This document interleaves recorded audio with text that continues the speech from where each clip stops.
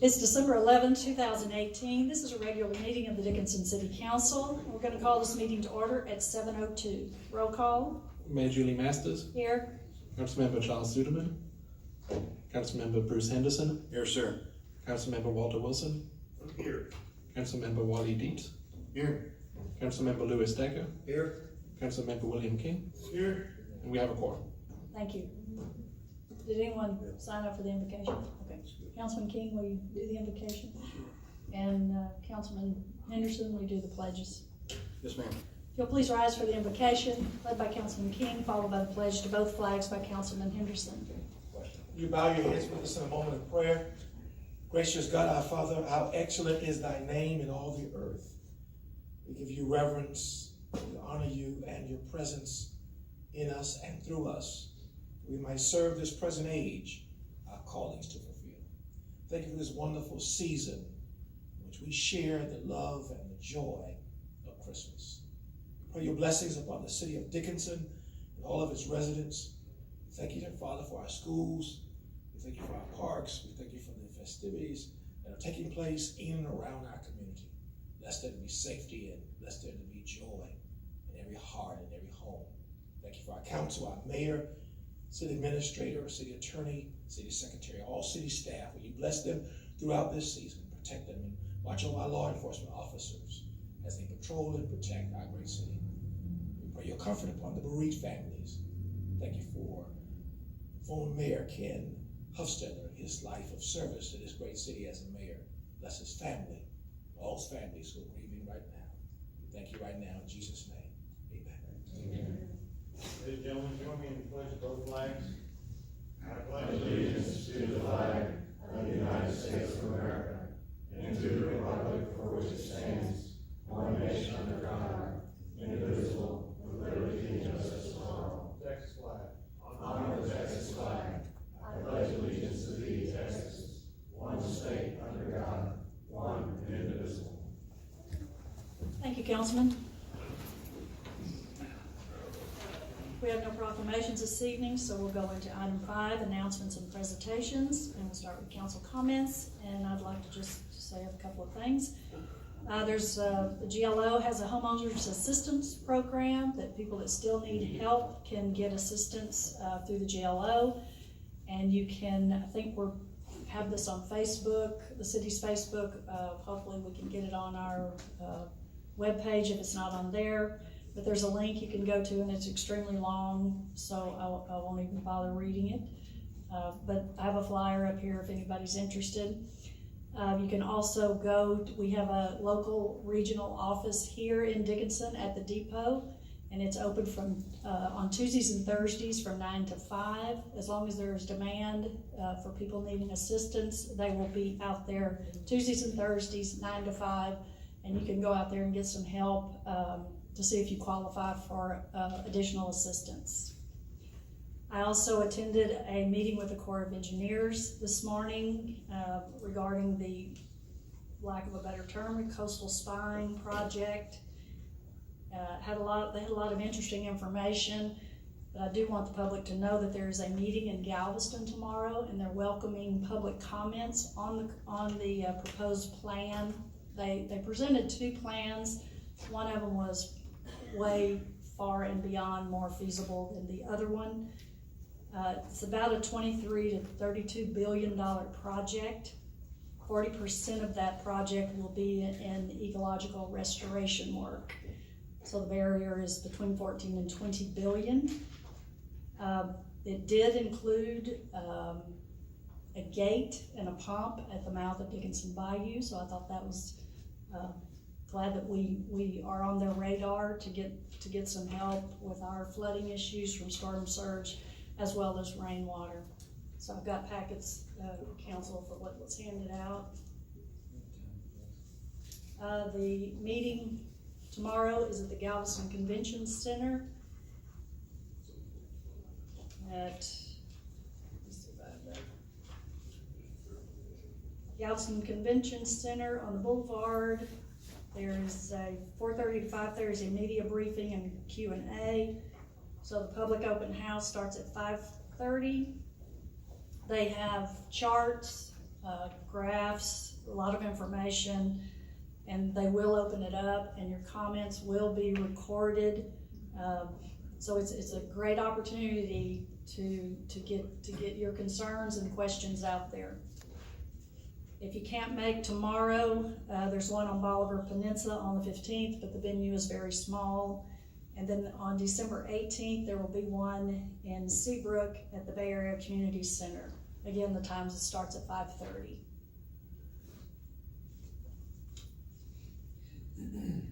So Councilman Dietz, you want to go next? Thanks, Mayor. I don't have any comments other than to wish everyone a Merry Christmas and a Happy New Year. This is going to be our last meeting for this year, and we've gotten a lot done in 2018. So, Merry Christmas. Thank you, Councilman Decker. Yes, ma'am, thank you. For those who haven't been here, mine is short. Merry Christmas, Happy New Year. Thank you. Councilman King? I can't say mine's gonna be that short. My comments won't be that short, maybe next time. Mayor, council, city administrator, city attorney, city secretary, all city staff, certainly to all of our citizens who are present on tonight. We do, as the two previous council members have indicated, wish everyone a very Merry Christmas, and we hope that your new year is one that is blessed. Hope you enjoyed your Thanksgiving as well, and with all the food and the festivities that were taking place during that particular period of time. Just want to share my condolences again to the Huffsteller family as they are grieving or healing from the passing of a former mayor of this city, served here at the city, and so we wish the Huffsteller family our condolences. Also to the Melvin Ross and Joyce Ware family, we offer our condolences to those families eulogized this past weekend here in town at the Mount Carmel Church. So we offer our condolences to Mrs. Ross as well as Andre Ware. He is a former Heisman Trophy recipient as well as a former Dickinson Gator. Played for the University of Houston and then went on to the Lions, and now he's with ESPN. And so his mother passed away, and so we want to offer our condolences to him as well. We had a community meeting at the Great Idaho Baptist Church for the city. I want to thank the mayor and Chris and the chief of police for helping to get the word out to the citizens concerning the information that was going to be disclosed as it pertains to the first period of application for request of home rebuilding, home remodeling. Also, citizens need to be aware of home reimbursement program as well as the Red Cross assistance that's also available, so that if you are still trying to get unmet needs addressed, there are funds, there are resources through the Red Cross that can be able to assist you. I want to thank Zach and his staff and community development for helping our citizens to get these things accomplished so that it'll help alleviate some of the pain and pressure they've been experiencing over the last 14 or 15 months. During that particular meeting, that disclosure, as well as the automobile assistance program that's still available to the citizens that are in the impact zip code where Harvey impacted the city of Dickinson. And so if your home needs repair, GLO, as the mayor said a moment ago, is in town. I want to thank Mr. Hurd, Chris Hurd. As we were at the meeting at the church, we called him on the phone, and he hurriedly expedited and moved forward with identifying a location for a GLO to be in the city, so the citizens of our city will have a local office to address their needs on Tuesdays and Thursdays. And as the mayor said, they also have a Texas City office, which is right across from the Outlet Mall and the old tax office there off of I-45 Feeder Road, northbound side. Can't think of the address just yet, but that there are at that particular location. So if you need home remodeling as far as rebuild is concerned, or if your home is that far damaged and it has to be replaced, then that's where you need to be at this particular time, completing that application process. Why do I say that? Because it's first come, first served. When the money is gone, the money is gone. And so it's important that our citizens initiate the application process, or at least to be in line, so when the process of providing the services comes to them, that they are ready to get their needs addressed. There was a rental program that came, the announcements were made. We certainly didn't get the announcements. I've talked to several landlords where the government provided funds to help landlords get their homes, those rental properties up and running. That's passed. They exceeded the funds available. That they had over $1 billion in applications that were made by individuals who were notified. We're speaking with Mr. Jonah Chin concerning the GLO giving Dickinson an opportunity to have his landlords to be able to access resources to be able to help get some of their properties up to speed where they need to be. And so that's important that takes place for our citizens. And that's all I'll share at this time. Thank you. Councilman Wilson? Yes, I'd like to welcome everybody here tonight. And I'd really especially like to welcome the number of volunteer firemen that are here. You know, I think a lot of citizens sometimes take these volunteers for granted. You know, I can tell you right now that this city, with the limited amount of budget we got, we couldn't function without them. And I think it's important sometimes that we remember this. And you know, I mean, these guys, you know, when you volunteer, it's when you're getting paid, it's one thing, but when you volunteer your time after you, I mean, I know some of them, they work full-time as firemen in other places and full-time at the plants and things like that, and then volunteer your time to come in and do the work that's necessary to lower everybody in the city's key rating, which people don't know that's how your fire insurance is figured. So really, I'd like to say very thank you to you guys and everybody that is a volunteer fireman, and you know, let's move forward to the next year. That's it. Thank you. Councilman Henderson? Thank you, Mayor. I too want to welcome everybody here tonight, including our firefighters. First, I want to echo pretty much what everybody said already, as far as hope everybody has a wonderful Christmas and a great New Year's. It's been an interesting year, no question about it. We've had a lot of challenges. I think we've made a lot of headway. We've definitely had a few headwinds in the process, but we've continued driving forward, and I think we've done, all in all, pretty good surviving throughout the entire year.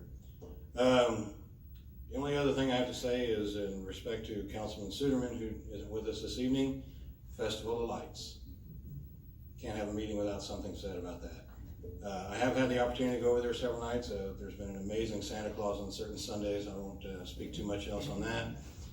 But they've had really good turnouts. I really recommend everybody goes out there and enjoys it. It's as beautiful as it always is. Thank you all. Thank you. Item B is introduction of Sarah Saunders as the Bioanimal Services Shelter Manager.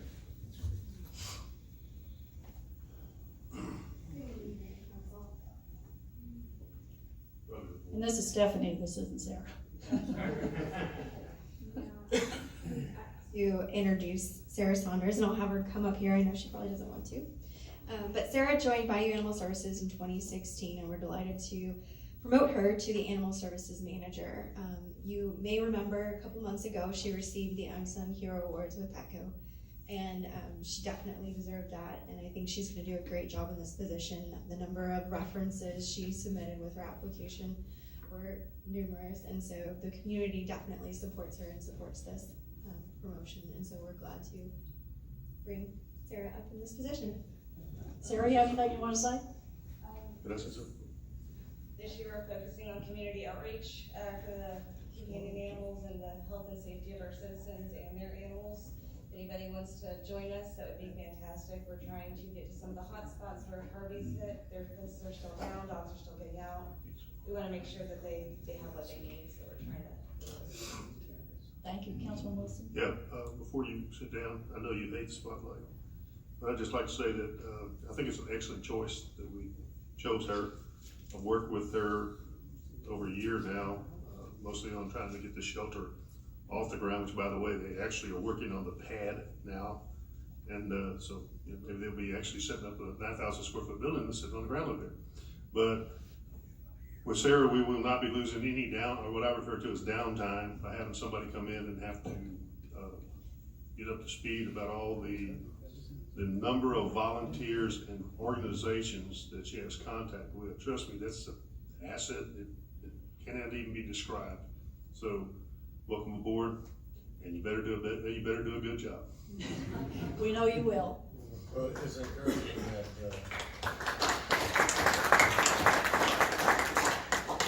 all I was gonna say, it's encouraging that a couple days after you got promoted, that dirt started to move on the new building. That's impressive. Item 6 is reports. Item A is the update on the activities of the Dickinson Bio Watershed Partnership. Councilman Decker? Thank you very much. We had a meeting December 4th. And of course, the 4 people that never seemed to show up didn't make it, but we had a quorum.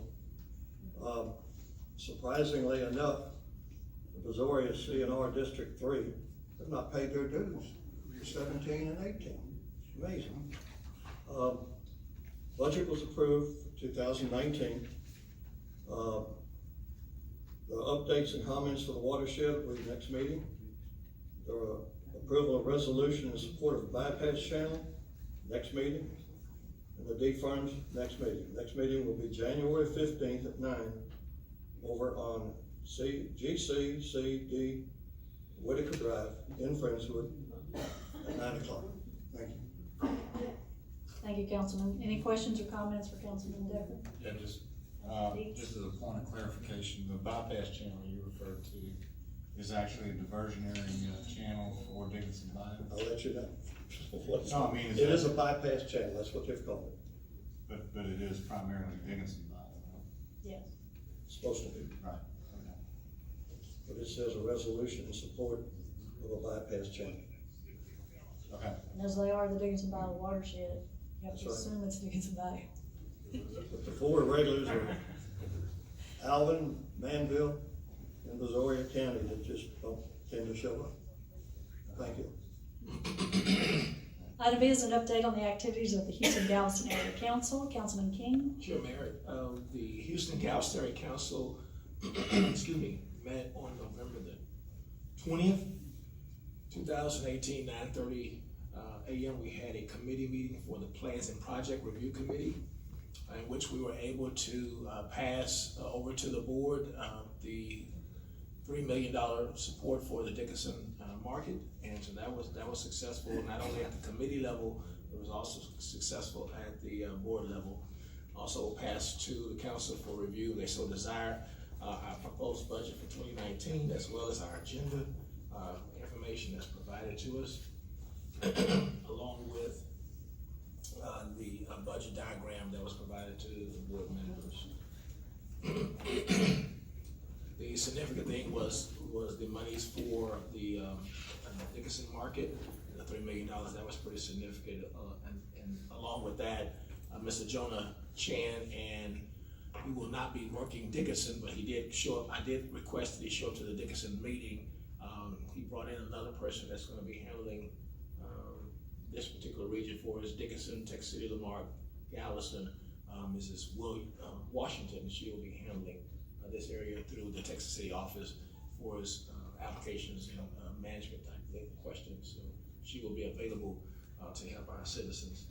They also gave an additional $289 million to the monies that are already existing for our region.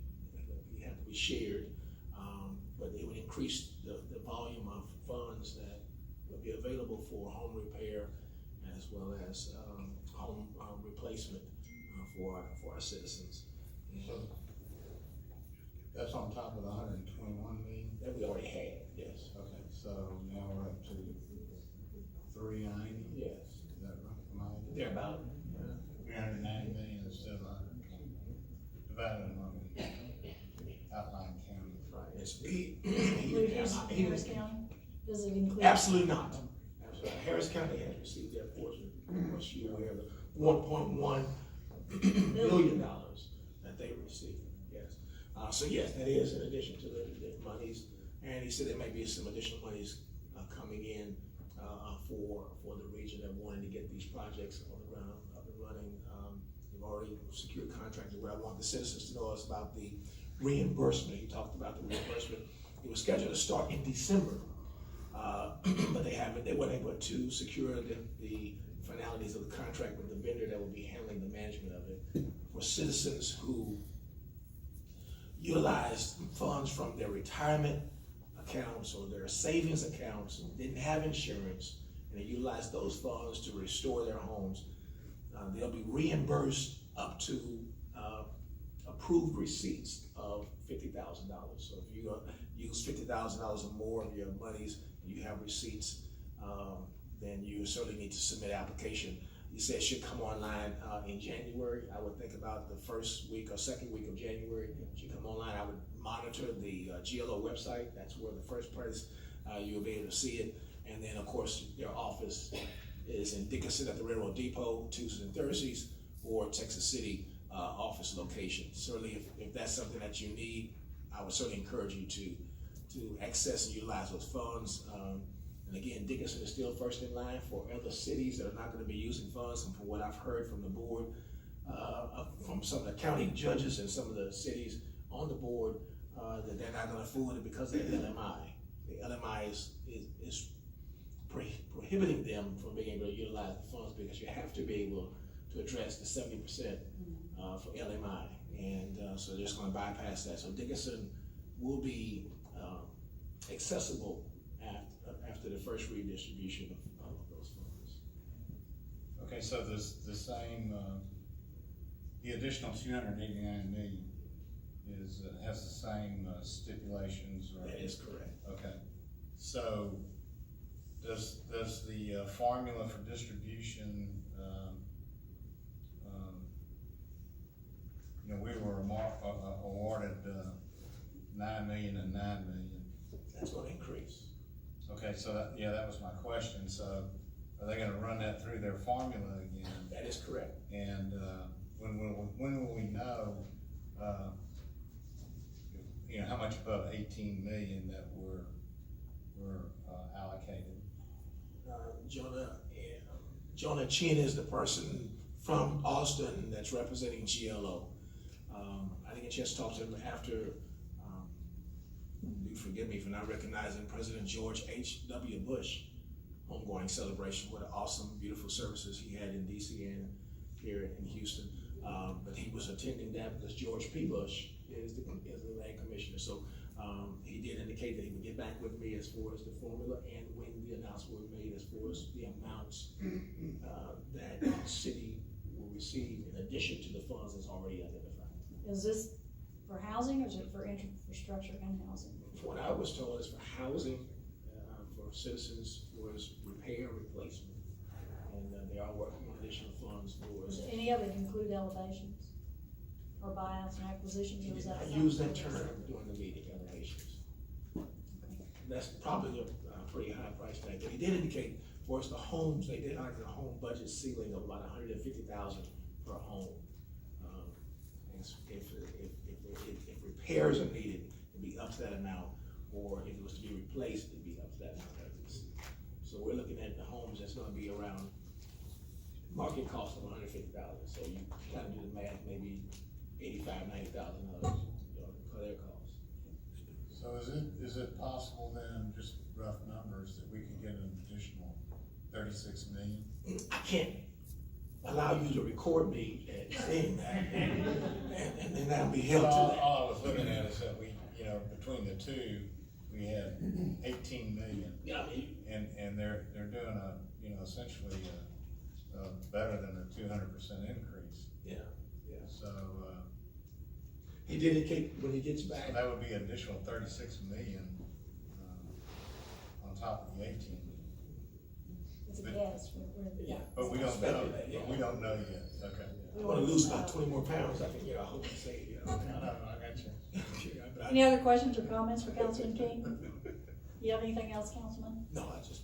Okay. Item C is an update on the public works projects. Brian? Brian here? No, right. Okay. I asked him if he had any additional comments, and he said his report was included in the packet. So that's all I got. So any other questions related to Public Works? Okay.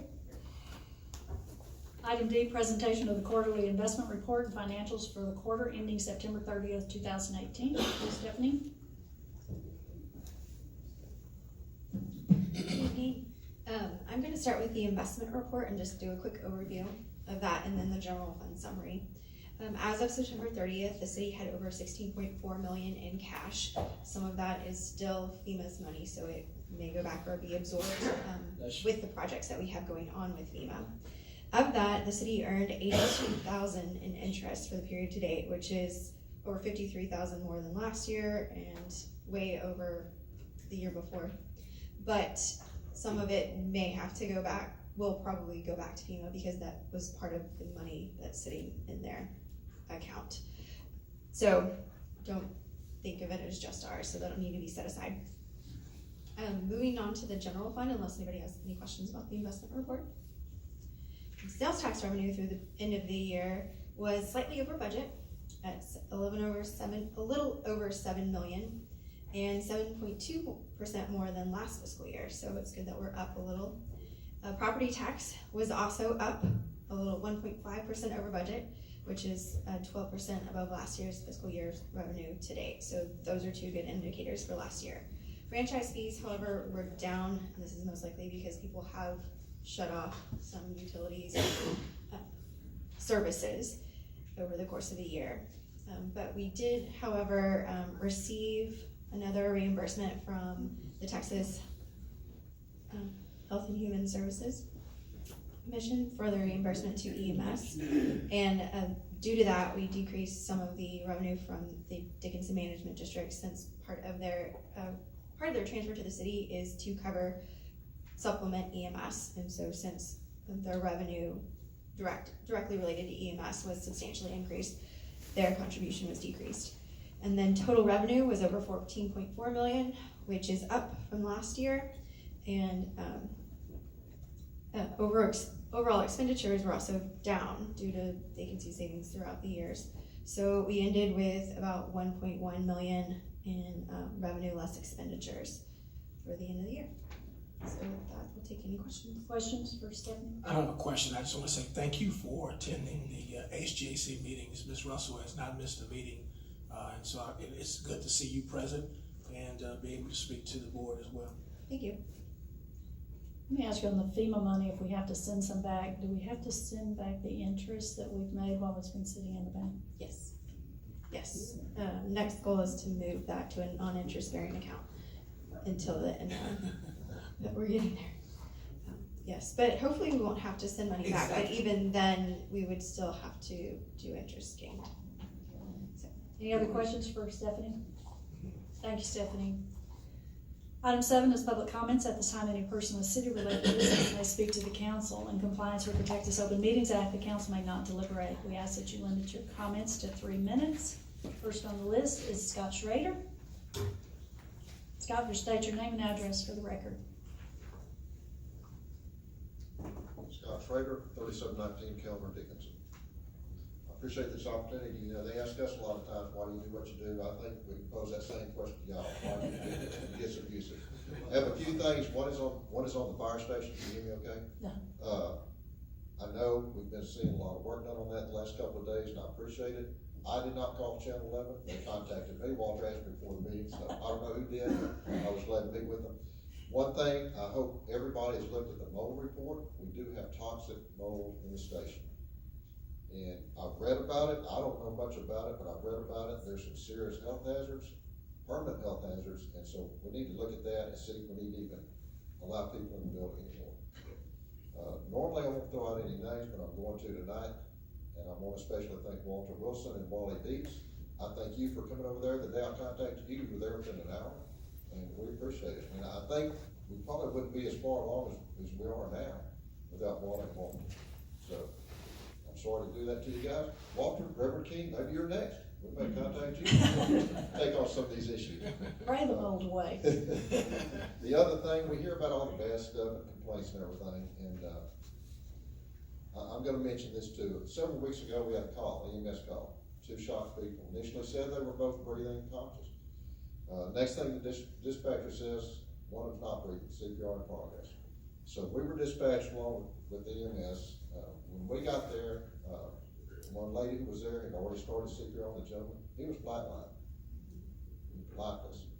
And our oldest guy in the department, Mike Legio, continued the CPR, took over CPR until the EMS arrived. They got the guy transported to Clear Lake, got him stabilized. His guys did an excellent job. They had to intubate the guy, give him drugs. We got a heartbeat on him. They shocked him, put him in a rhythm. And the guy was in the hospital several days, no much full recovery. So, Wow. I mean, we have to commend these guys. Absolutely. You know, that's why we do it, things like that. But thanks for your time and for all the work on the fire station. We appreciate it. Thank you, Scott. Good job. Mark Townsend?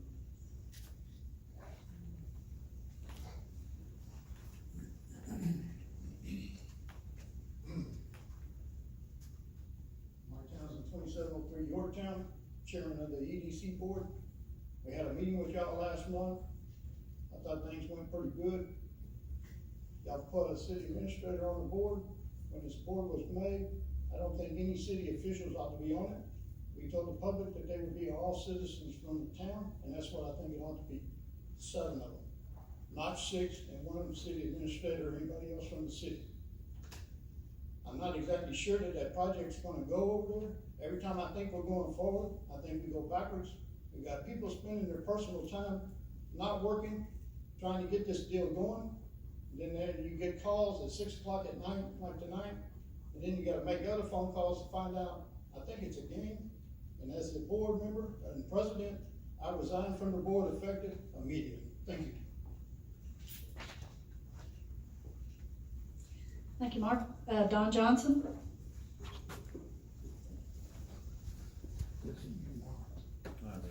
Thank you very much. I'm Don Johnson. I'm currently the Harris-Galveston Subsidence District representative for the cities of Galveston County.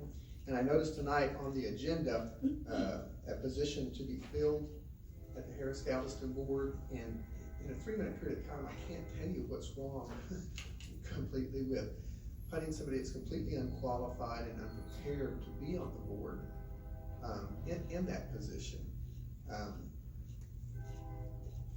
I'm sure nobody here must have seen a resume from the person that's being proposed to go into that position, because there's literally nothing that he could put on it. He has no water district experience. He's never been to a subsidence district meeting. I haven't seen him at any of the watershed meetings or any of the drainage district meetings. And what we need is somebody that's qualified, particularly right now with, I've started an awful lot of projects that have benefited Galveston County cities. We've got money now going back to Galveston County cities where the permit fees are unused because we're good conservatives of water. And it's only Galveston County cities that get that benefit. I've also got the board talking about a grant program that helps cities with water issues, leaky systems, and things that we can do. Actually, we have a lot of expertise and we can come in and help cities. We've also talking about trying to codify some kind of exemption program where if the surface water provider can't give you the water that you're supposed to have, that we can exempt disincentive fees, or at least come up with some plan to not blame the cities for that. There's just a lot of programs. I've been very active and very diligent in everything that I've done with the Harris-Galveston Subsidence District, and I'm afraid if I leave, those things are gonna die if we just put somebody on the board that doesn't have any idea of what's going on, and it's really being promoted. I can't think of anything else but, a vendetta by one of the county commissioners that are upset because of the way the last election went, and, if I didn't support his campaign, then he's gonna come punish me. That shouldn't be the way things happen. We should be looking for the best people that we can put on boards. I think that's good public policy, not just make these political appointments, particularly to a board that has so much authority and deals with so many technical issues. We have science and research projects, and just to put anybody in there, a campaign worker on there, is abhorrent to me. And back in the 2016 election cycle, the phrase that caught on with everybody was drain the swamp. Well, That's what voters were saying, is that, hey, we want qualified people in governmental positions that can make the best possible decisions for the public. And we don't want just some kind of, very well put on the board, you know, that, because they were a campaign worker or something. So I would certainly ask for your support and ask you on the consent agenda to pull item I, and either table that till more information can be, you know, gathered about this other person, or change it. Let somebody get on there. And if I've done something to upset any of the cities, I'd like to know what it is. I mean, and if the cities don't want me, I'd be more than happy to find somebody qualified put in those positions. But just to turn this over to somebody that has no qualifications whatsoever, it's just terrible. I just can't imagine why we would do that.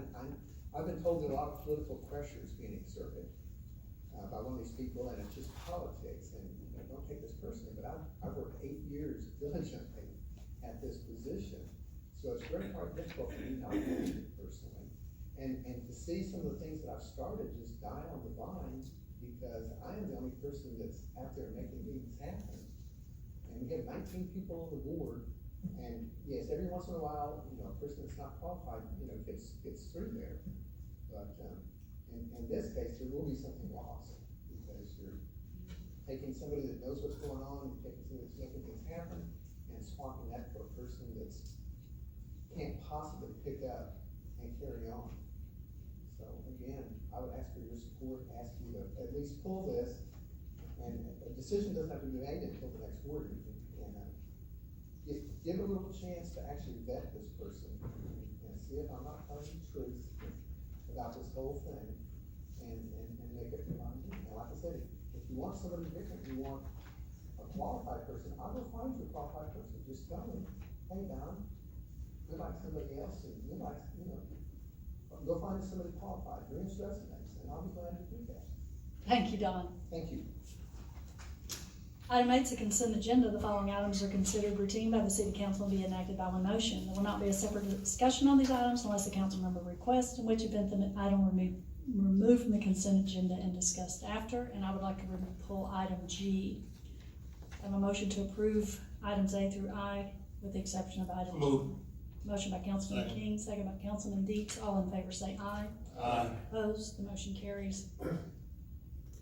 Item G is a resolution of the City Council of the City of Dickinson, Texas, ratifying the actions of the Assistant City Administrator in executing a work order with Horizon International Group, LLC, on behalf of the City of Dickinson, Texas, for repairs at the Central Fire Station, providing for the incorporation of preamble and providing an effective date. Stephanie?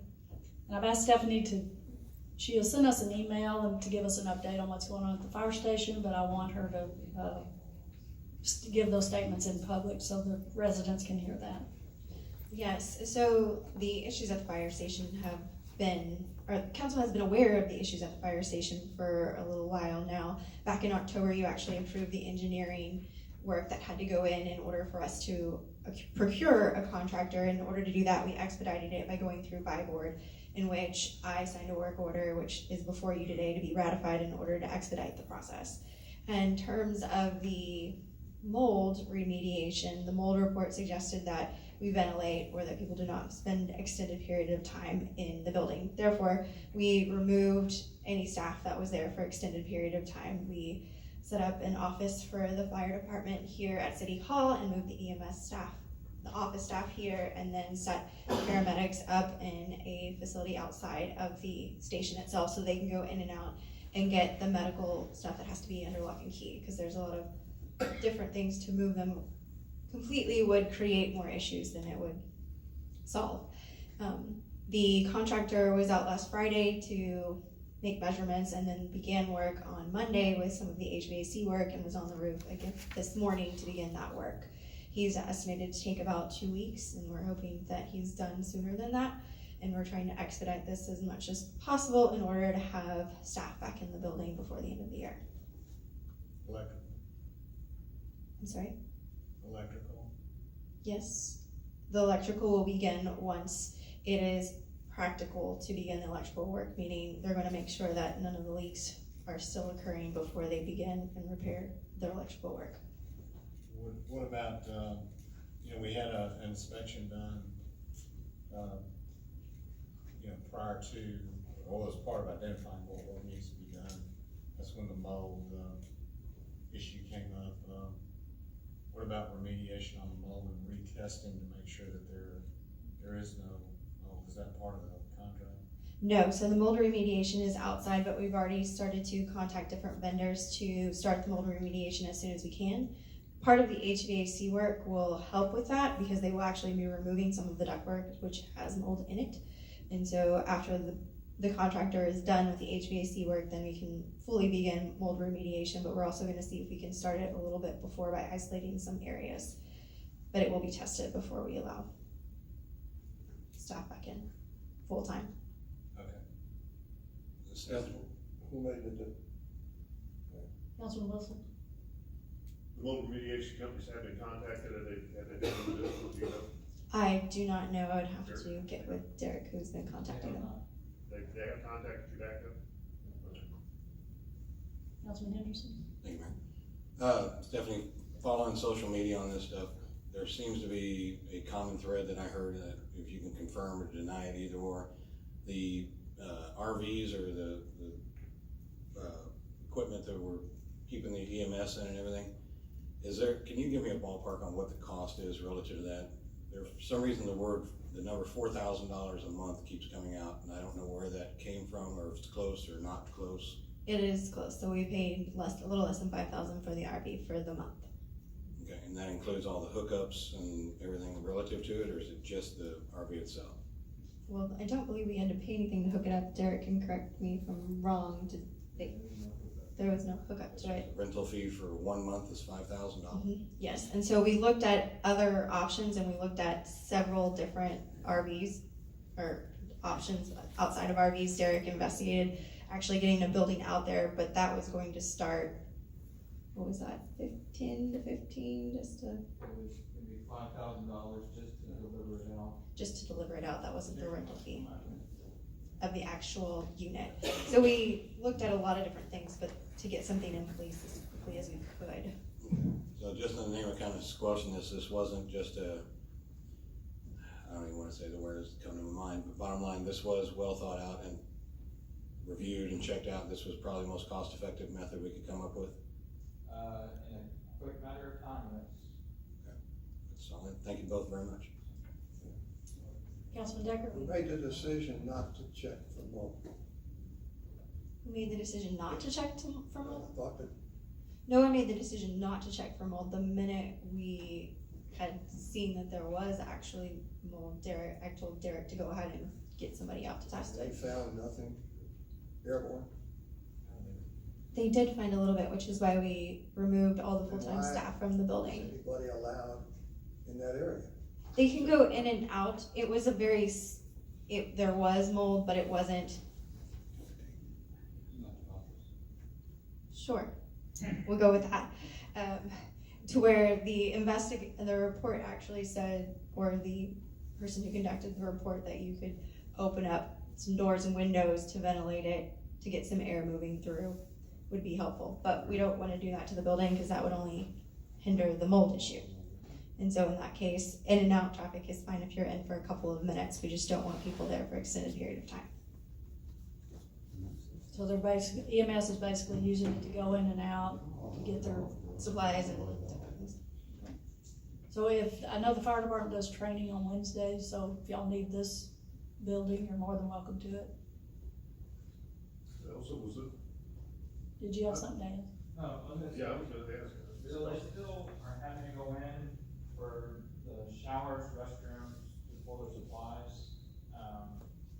That stuff is still in the building, so they still go in for that. So their sleeping quarters are in the trailer, but like the reports, things like that, they're still going in. Okay, so the reports aren't being done at the office here.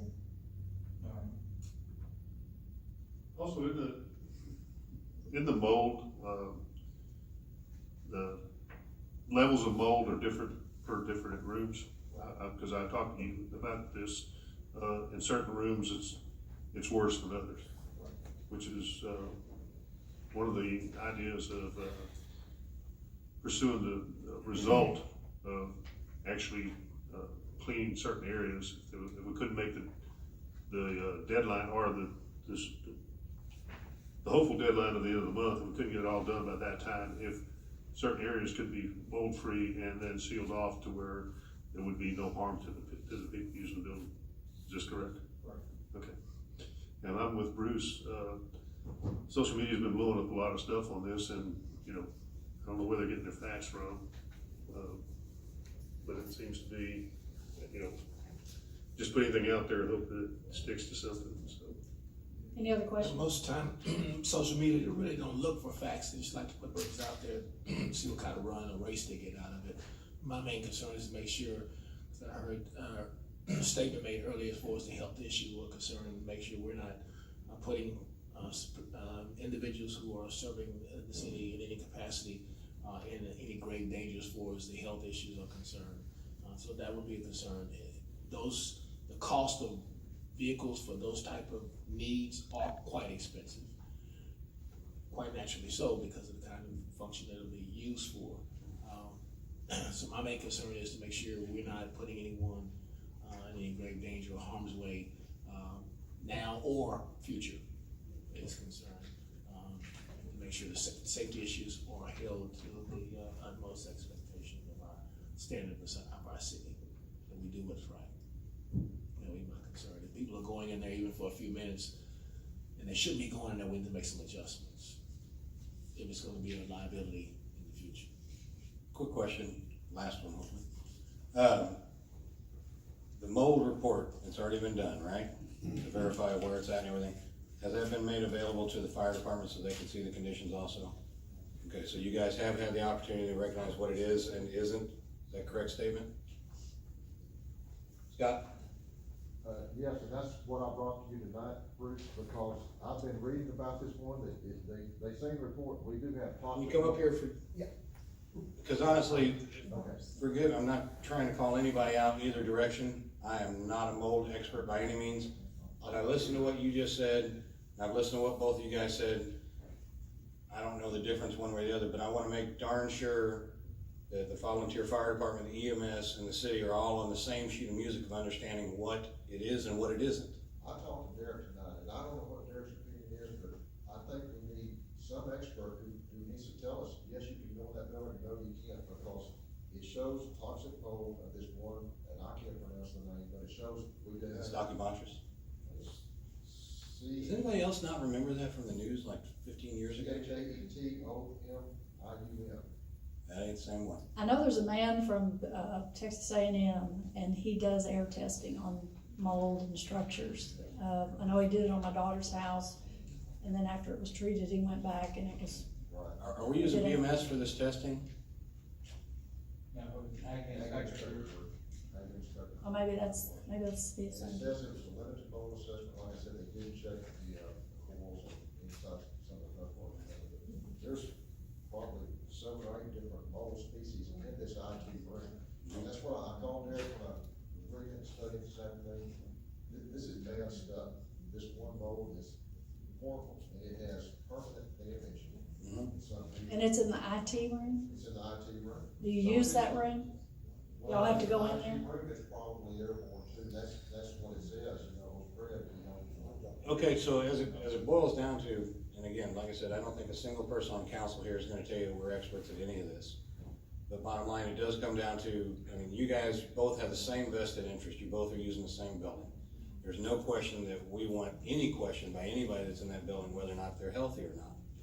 So I guess my next question is, what kind of expert can we contact that can communicate with both of you guys to make sure, hey, Scott, this is what it means, or no, Derek, this is what it means. Ultimately, you guys, it's gotta be agreed upon that this is good. I would never want us to push on you guys to say. Or the council, whoever's involved in it is fine, but. If the concern was having staff going in, even for limited periods of time, finding out what the toxic, I guess, levels would be, is it 100% safe to go in for 10 minutes and then go back out, or do we not need to be in there whatsoever? Right. I mean, everybody somebody that's works in safety and our industry, we talk immediately dangerous to life and health, lower explosive levels, all these different things are relative. It's the same thing with mold, you know, some are bad, you can't have it at all, some, yeah, it'll give you a cold. It affects all of us differently too, and that's the problem with it. But, I mean, some of the people I know have complained of allergy problems. Some of our guys go in there, their noses start running from the building. I mean, the report shows it has a musty smell in there. And, I mean, all the signs are there that there's a problem in there. And personally, I don't feel comfortable going in there until we have some expert saying, you know, well, it's okay to go in there. Seriously, I mean, that's. All right, so the next question goes back to this, between, for all three of you for that matter, and the city administrator. What entity qualifies as expert enough to give you guys an analysis and verification of what's acceptable and what's not? I'd like to interrupt for a second. Let Councilman Deeds interrupt. Go ahead. By all means. Well, Bruce, the only thing I wanted to say was it's the city's responsibility to make sure that the scope of work, to find out where the mold is and to remediate it. It's the city's responsibility to do that. If there's any doubt at all about the health and safety of our employees in that building, then we ought to err on the side of conservatism there and not allow anybody into the building, period. And I haven't heard anything tonight saying that we're 100% sure that there won't be any health effects from even temporarily entering the building. Nor have I heard anything about a scope of work that's gonna include opening up the entire HVA system and determining and making sure that there's no mold on the coils or in all of the ductwork. If there, you know, should we be cleaning all of the ductwork? No matter what, I haven't heard any discussions on scope. Yes, definitely. So, Well, anyway, that's the only reason I want that. Yeah. It's the city's responsibility to make sure that gets done. and I think Stephanie's been the point person on this, I think give her an opportunity to speak. Okay, so yes, no, we don't have the codes on mold remediation. I am not a mold remediation expert, so when they come in, they're going to have to present to us what they recommend for us to remediate based on this testing. So the person who tested can't remediate, I know that much. So we'll have to rely on different proposals and recommendations and decide which one is the best. We can probably go back to this remediator, the person who did the report, and do that. But we're not at that stage yet because we haven't replaced the ductwork that needs to be replaced. Well, if I heard you correctly, the initial inspection wasn't a complete inspection. It was I can't remember the word you used. It was I didn't say one way or the other on the inspection. oh, you used the word describing the scope. Scott used the word limited. Based on, Yeah. limited, It was a limited inspection, which means it wasn't, I don't know what that means. Right, exactly. To me, that means they didn't open up coils on HVAC or any of that stuff. So, nobody here being an expert, I don't see how we can allow anybody in there. Councilman Wilson? Okay, Well, can I make a comment on that? let me, wait, I would love to not have anybody in the building. However, there needs to be some sort of compromise on where you're going to go after. So nobody absolutely needs to be in the building. However, I've been getting pushback on the circumstances outside of the building not being exactly what they want. I understand that it's not the best situation, but we have to be able to willing to compromise with getting people out of there and understanding that it won't be a perfect situation in the interim until we can get back into the building. Didn't EMS used to be housed on in the west side station for a short period of time?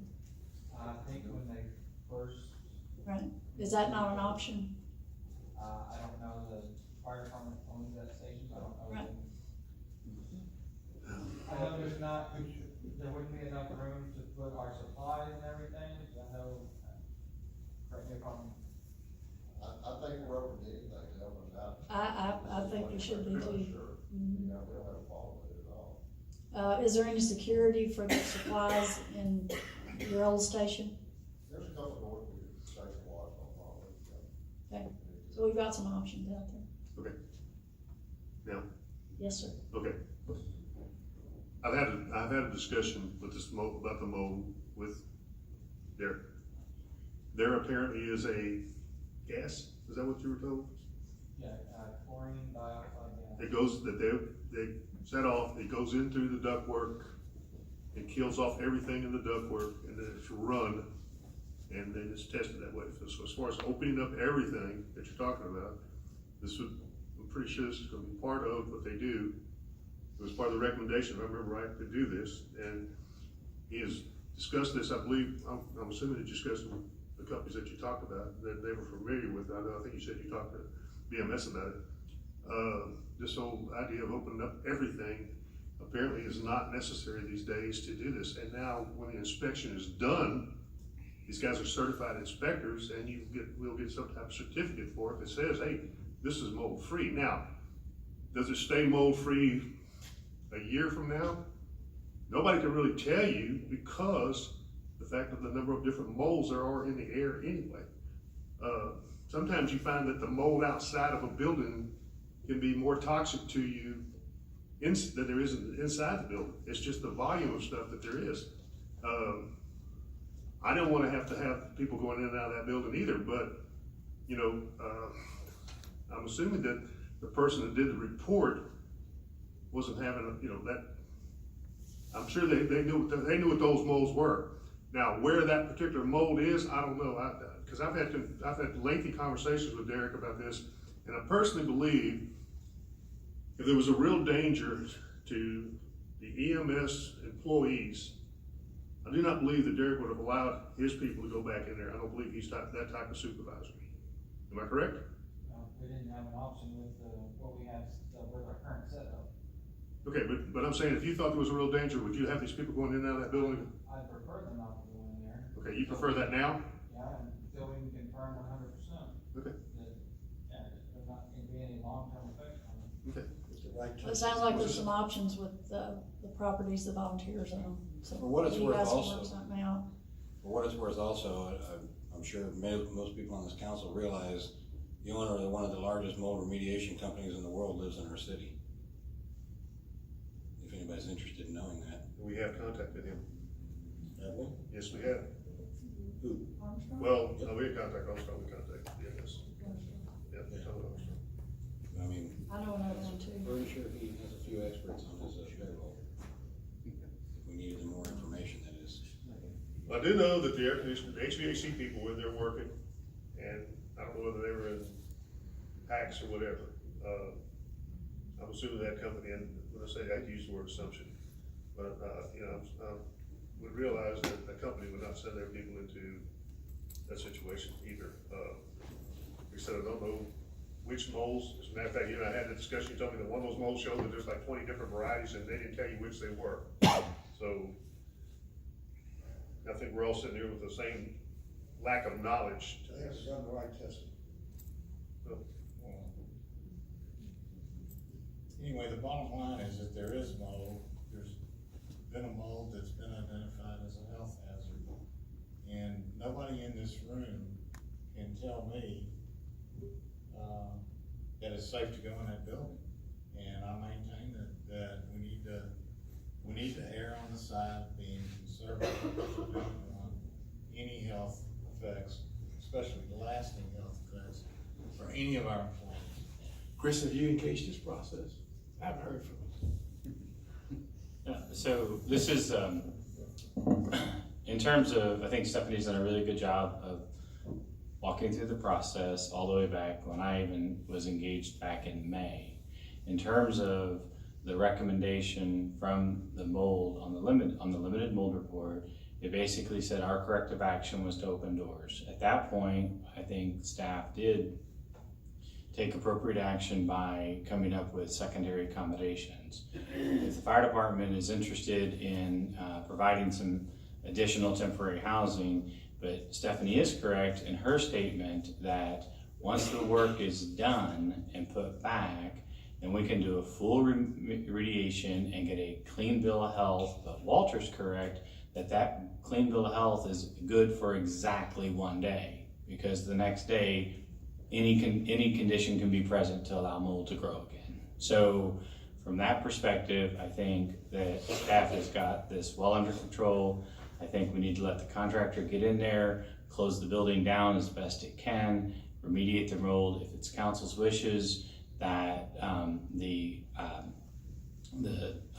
secured storage is relocated, we'll work with the fire department to do so. In terms of the cleaning facilities for reporting, we can continue to make accommodations for that. Obviously, there's still going to have to be some level of concession because just physically moving all of that stuff, we're limited in the space that we have. So, but in terms of where we are related to the mediation, that will occur after the construction is done, and then we will, before we allow full occupancy back into that facility, we will have a test done on the entire facility. You concur we're taking the appropriate steps at this time? I believe Stephanie has had, and Derek have a real handle on where we are and what steps need to be next. So, and if there are any concerns from any outside sources, I think Stephanie's got a really good handle on where the contractor is, what it's doing. Contractor, we had engaged a contractor, they were scheduled to be here the same days that they were here, regardless of the Facebook campaign and everything. So I think she has done, with some of our limited capacity, she has done the best to expedite this as fast as she possibly could, and I think she's done a good job on it. Thank you. Any other questions or comments? Thank you. I would just ask, that's why I Okay. specified on Facebook, Bruce, you especially, and all of the guys, look that one up, Google it, read about it, I talked to Derek about it today. I'm not an old guy or anything about it, but it scares me because of the health effects of this one mold. It's in the building, so. In line with what Wally said, I mean, we should err on the side of caution on this. That's my philosophy too, man. We'll do everything we can to help out with the investment stuff. Okay. We appreciate that. And Stephanie, Derek, that's the step, that's the process you're taking, erring on the side of caution. Is that